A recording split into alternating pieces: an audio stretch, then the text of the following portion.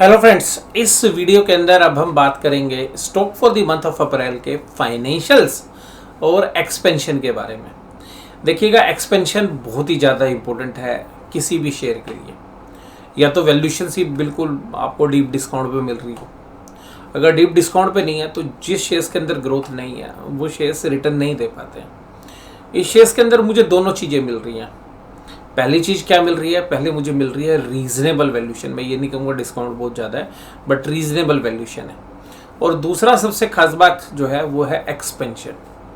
Company 900 crore रुपए लगा रही है और 900 करोड़ से लेके 1000 करोड़ तक कंपनी लगा सकती है, क्योंकि इन्फ्लेशन बढ़ गया, आपको पता है। ये जो प्लान है ये अगले 3 साल के लिए, इसमें से कुछ इस साल ही कंप्लीट होने वाले हैं।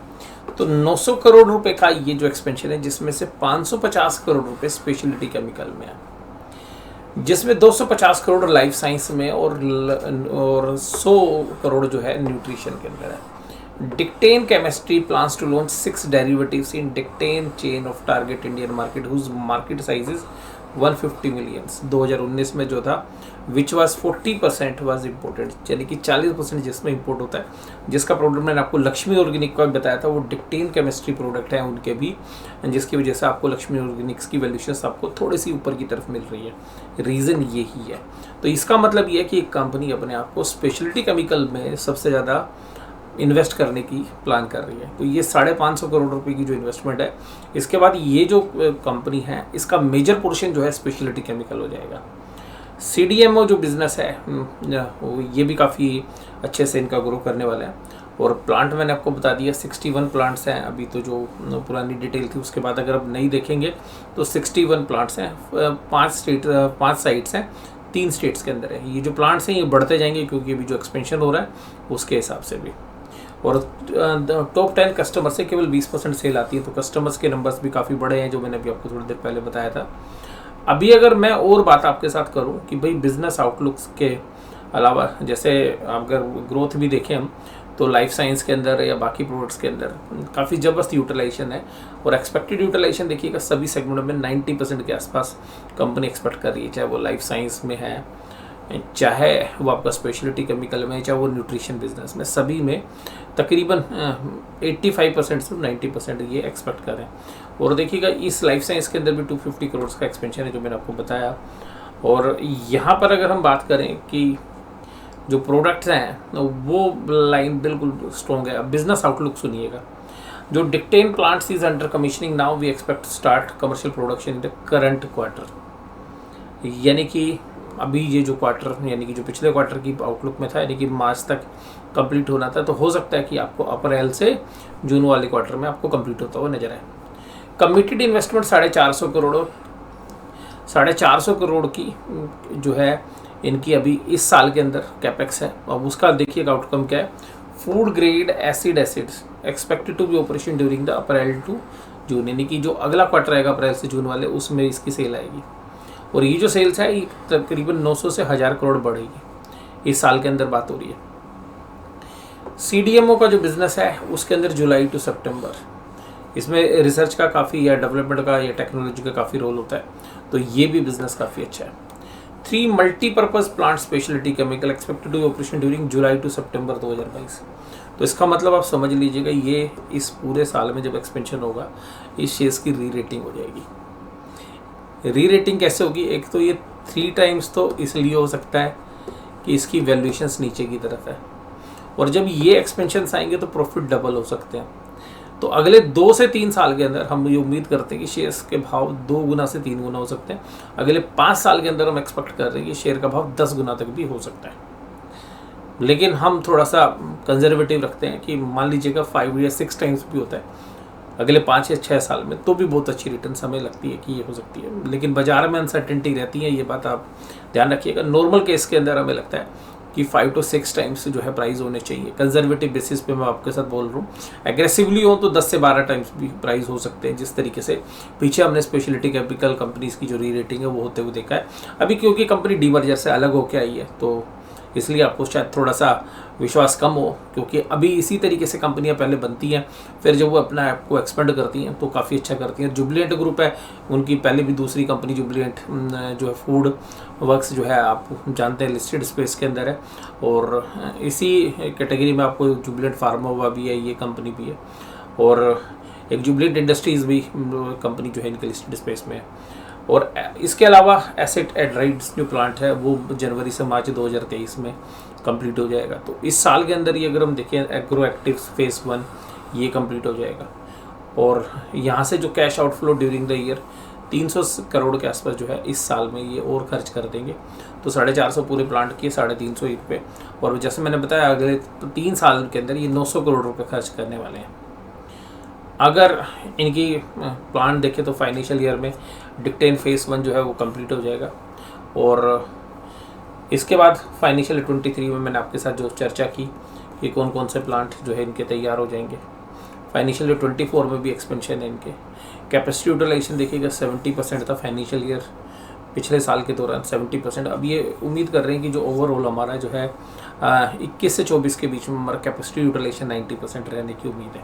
तो ये जो कैपेसिटी यूटिलाइजेशन 90% होगा, इससे भी ग्रोथ जो है आपको समझ में आएगी, क्योंकि इसमें इकोनॉमीज ऑफ स्केल भी आएंगे और आपके जो खर्चे हैं वो कम होते हुए नजर आएंगे।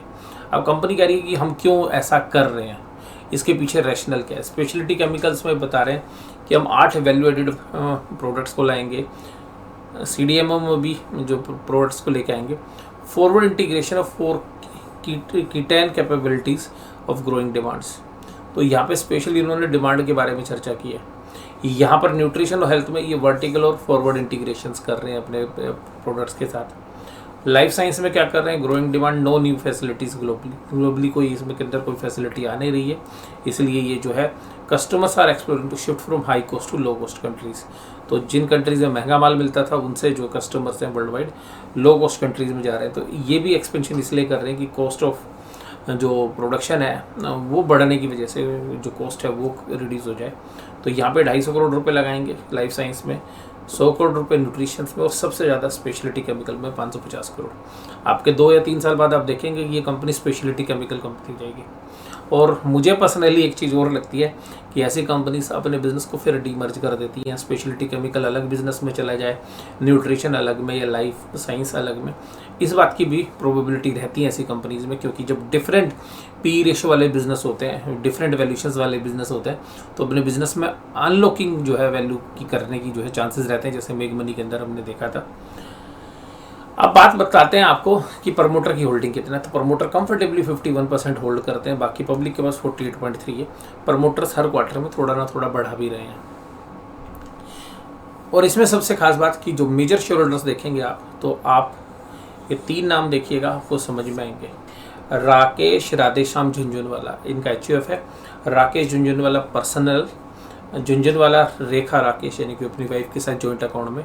तो तकरीबन अगर आप देखेंगे तो 1.57 तो तकरीबन 4.5% के आसपास ये हिस्सा रखते हैं, 4.5% के आसपास। यानी कि कंपनी में इंडिविजुअल बेसिस पे देखें तो सबसे बड़े शेयर होल्डर्स राकेश झुंझुनवाला ही हैं, अदर देन प्रमोटर्स। तो ये भी एक कंफर्ट आपको मिलेगा। लक्ष्मी ऑर्गेनिक्स की जो वैल्यूशन है अब देखिएगा 44 के पी पे चलती है, 10,527 करोड़ उसकी मार्केट कैप है, जबकि उसकी सेल जो है इस कंपनी से, यानी कि जो हम जुबलिएंट इंग्रीविया की बात कर रहे हैं, इससे भी कम है इसकी सेल। हालांकि ये कंपनी भी अच्छी है, नो डाउट, मुझे ये कंपनी भी अच्छी लगती है। अगर वैल्यूशंस थोड़ी सी नीचे आ जाए तो मुझे इस कंपनी के साथ भी कोई परेशानी नहीं है, it is also good. Jubilant Ingrevia चल रहा है 15 की पी रेशो पर, और प्रोडक्ट्स की मैं आपके साथ सारी चर्चा कर चुका हूँ।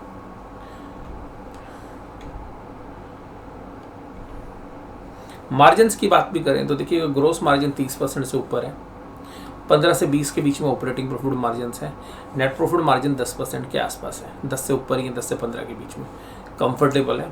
तो जो प्रोपोजिशंस है रेशोज़ का वो भी अच्छा है। कंपनी के 1 साल में देखिए कभी 800 रुपये से शेयर प्राइस नीचे गिरता हुआ नजर आया, तो मुझे लगता है कि एक बॉटम फिशिंग टाइप भी बनता है, लेकिन शेयर चला भी देखिएगा डीमर्जर के बाद 250 रुपये के आसपास से था। फिर भी मुझे लगता है कि यहाँ पे एक बेस बनाना चाहिए, अभी मार्केट की दशाओं के हिसाब से काम करेगा, बट जिनका 3 से 4 साल का नज़रिया केवल वही शेयर्स को लें। वैल्यूशंस वाइज भी देखेंगे अगर आप इस केमिकल स्पेस में, तो सबसे चीप वैल्यूशंस पर ये कंपनी आपको उपलब्ध हो रही है। और ऐसा नहीं है कि जो कंपनियां इसके बराबर प्रॉफिट जनरेट कर रही हैं वो इससे 3 गुना वैल्यूशंस पे देखिएगा। सोलार इंडस्ट्रीज़ इससे 3 गुना वैल्यूशंस पर उपलब्ध है, जबकि प्रॉफिट इससे भी कम है। इसी तरीके से लिंडे इंडिया देखेंगे तो वो 32,000 करोड़ की मार्केट कैप पे है, जबकि वो 78 करोड़ का प्रॉफिट कमा रही है। और ये जो प्रॉफिट्स हैं, हमें लगता है कि इसके जो प्रॉफिट्स हैं आगे चल के जो अभी दीपक नाइट्राइट कमा रहा है उससे भी ज़्यादा प्रॉफिट्स जो हैं ये अगले 2 से 3 साल में कमा सकती है। और हमें लगता है कि जो प्रॉफिट्स हैं वो अगले 4 साल के अंदर 3 टाइम्स हो सकते हैं। तो अगर सेम तरीके से अगर कॉस्ट कंसनट्रेट्स नहीं होते हैं तो 3 टाइम्स हम प्रॉफिट उम्मीद कर रहे हैं कि जो क्वार्टरली प्रॉफिट्स हैं अगले 3 साल से 4 साल के बीच में 3 टाइम्स प्रॉफिट हो सकते हैं। क्योंकि देखिएगा लैंड बिल्डिंग में कोई पैसा लगाना नहीं, ज़मीन इनके पास पहले से पड़ी हुई, जो भी एक्सपेंशन है वो सब मशीनरी में लगना है। तो जो भी कंपनी के पास पैसा लगना वो सीधा सीधा प्रोडक्ट को प्रोड्यूस करने के काम आएगा। अगर सेल्स भी देखें, अगर हम दिसंबर 21 के अंदर भी, तो तकरीबन 1100-1200 करोड़ की सेल हर बार कर रहे हैं। 4000 करोड़ से ऊपर सेल कर रहे हैं, 4500 करोड़ के आसपास की जो है सेल ये कर रहे हैं। 168 करोड़ का प्रॉफिट, 111 करोड़ का प्रॉफिट, 129 करोड़ का प्रॉफिट पिछले 3 क्वार्टर के अंदर मेजरली जब से कंपनियां लगू हुई, मैं तब से बात कर रहा हूँ। तकरीबन 30 रुपये की ईपीएस कर चुके हैं। इस क्वार्टर में भी 10 आ जाएगी तो 40, और अभी 440 का भाव है, तो 11 या 12 के बेसिस पर, ट्रेलिंग बेसिस पर ये आपको शेयर मिल रहा है। डेट की बात करें तो देखिएगा डेट 273 करोड़ से, पिछले साल 556 था, तो डेट भी अच्छा खासा रीपे कर दिया। तो अब थोड़े समय में ये डेट फ्री कंपनी भी होती हुई आपको नजर आएगी। Capital work in progress 65 crore थे, अभी जो 93 करोड़ थे, यानी कि जो काम चल रहा है अभी मशीनरी प्लांट्स में, वो कुछ काम पूरे भी होते हुए नजर आएंगे आपको और कुछ एक्स्ट्रा भी शुरू होते हुए नजर आएंगे। अगर हम ट्रेलिंग बेसिस पे देखें 12 महीने के 12 मंथ्स के, तो यहाँ पर आपको देखिएगा तकरीबन ईपीएस 29 रुपये की आ रही है। और इसमें एक क्वार्टर तो देखिए वो जो पुरानी कंपनी के साथ मर्ज थे तब, तो 462 करोड़ का प्रॉफिट ये कंपनी कमा रही है। अभी 7000 करोड़ के आसपास की इसकी मार्केट कैप है। तो उन पैरामीटर्स को अगर आप देखेंगे तो आपको ये वैल्यूशंस अच्छी लगेगी। और इसके साथ साथ अगर हम कंपनी की पूरी मार्केट कैप को देखने की कोशिश करें तो 7147 करोड़ है, 450 रुपये का आज का शेयर का भाव है। आज भी करीबन 2.5% टूटा है। तो मुझे लगता है कि ये जो शेयर है इससे संबंधित बहुत सारी जानकारियाँ मैंने आपको उपलब्ध करा दी। और मेजरली मुझे ये कंपनी पसंद क्यों है, एक तो स्पेशलिटी केमिकल्स में शिफ्ट कर रहे हैं अपने आप को ज़्यादा से ज़्यादा, दूसरा ज्योग्राफिकली हर जगह काम करते हैं माल बेचने में, तीसरी बात है एक लोकेशन से काम नहीं करते, 5 लोकेशन है, डिफरेंट टाइप्स के प्रोडक्ट्स बना रहे हैं। प्रमोटर्स का ट्रैक रिकॉर्ड अच्छा रहा है क्योंकि लिस्टेड स्पेस में इनकी और भी अच्छी कंपनी है। वेल्थ क्रिएट करने के बहुत अच्छे चांसेस हैं। जिस सेगमेंट के अंदर कंपनी काम करती है वो बिजनेस ग्रोइंग है। गवर्नमेंट की भी जो इंसेंटिव स्कीम्स हैं उनका भी फ़ायदा देखिए इस तरीके के सेगमेंट को मिलता है।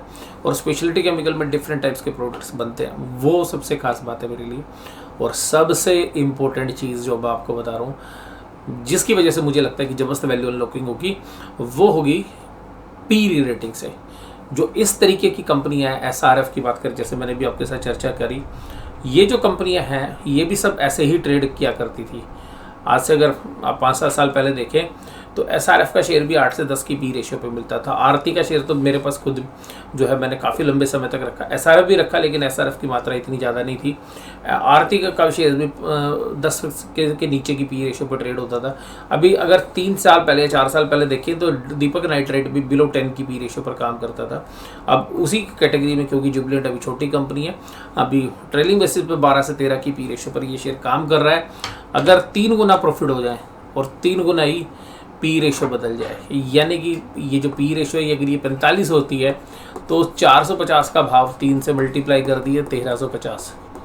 और अगर शेयर का प्राइस केवल पी रेटिंग से तो बदलेगा नहीं, इसके अलावा अगर कंपनी के अगले 4 साल में प्रॉफिट 4-5 लगा लीजिए आप, अगले 5 साल में प्रॉफिट अगर 3 टाइम्स होता है तो 3 से मल्टीप्लाई कर दीजिए और तकरीबन 4050 का भाव होता है।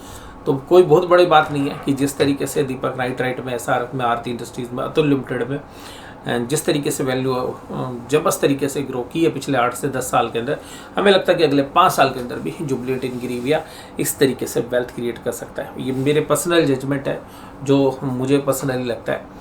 लेकिन एक लॉन्ग टर्म शेयर्स है, शॉर्ट टर्म वोलेटिलिटी में हो सकता है कि शेयर्स प्राइस में और भी गिरावट हो जाए।